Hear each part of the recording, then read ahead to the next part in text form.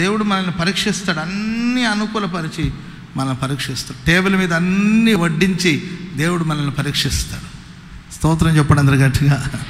అన్నీ వడ్డించి మనల్ని కూర్చోబెట్టి దేవుడు పరీక్షిస్తాడు. ఏమి ఇవ్వకుండా కొన్నిసార్లు మనల్ని పరీక్షిస్తాడు, అన్నీ ఇచ్చి కొన్నిసార్లు పరీక్షిస్తాడు. ఏమి లేకుండా అసలు జీవితంలో అన్నీ తీసేసుకొని మనల్ని పరీక్షిస్తాడు. ఈ సమయంలో వీళ్ళు ఏం చేస్తారో అని టెస్ట్ చేస్తాడు. అన్నీ ఇచ్చి కొన్నిసార్లు మనల్ని పరీక్షిస్తాడు.